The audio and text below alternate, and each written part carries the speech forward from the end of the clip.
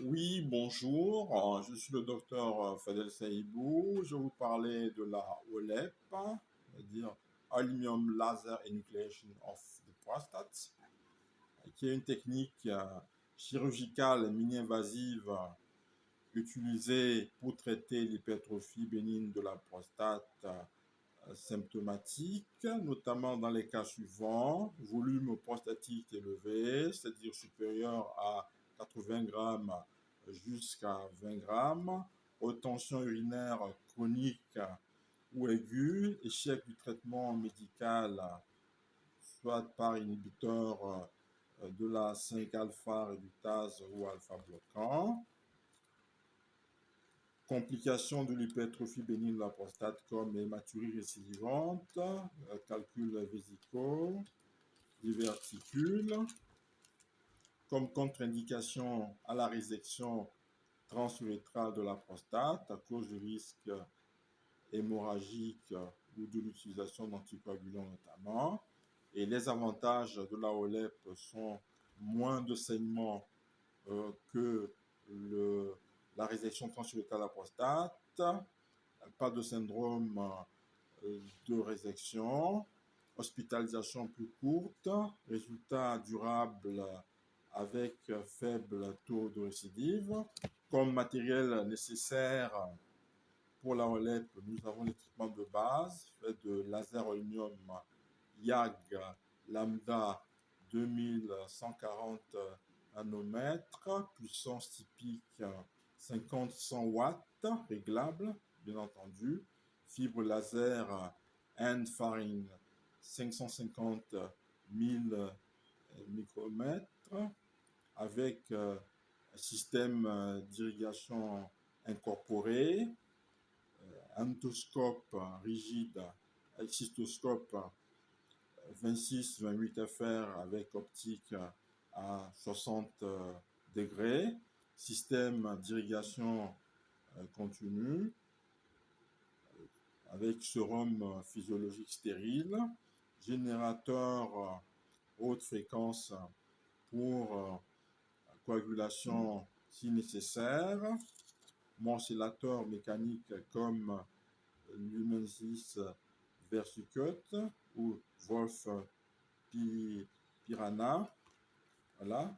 Matériel, comme matériel complémentaire, nous avons la sonde supplémentaire, la sonde vésicale 3 voies, 20-22 FR, cathéter urétéro 6 risques de lésion urétérale, matériel d'anesthésie générale ou rachianesthésie.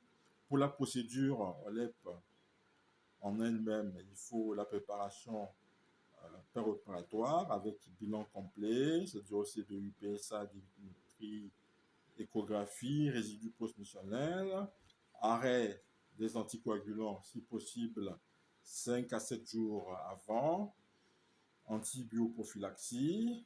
Pour l'installation, le patient en position lithotomique, désinfection et champ stérile, anesthésie générale ou rachianesthésie.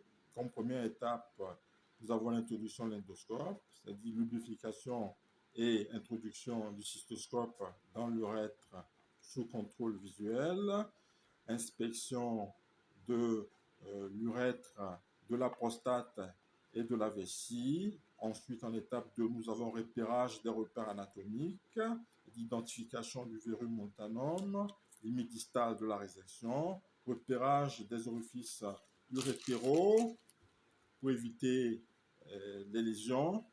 Étape suivante, énucléation du tissu prostatique avec comme incision initiale, donc avec le laser aluminium en mode pulsé ou continu, 2-3 joules, 30-50 Hz, incision à 5 et 7 heures depuis le col de la vessie jusqu'au verrue montanum, décollage du lobe médian si présent, dissection plane entre l'adénome et la capsule chirurgicale, utilisation du laser pour coaguler les vaisseaux, énucléation des lobes latéraux avec la même technique en suivant le plan de clivage.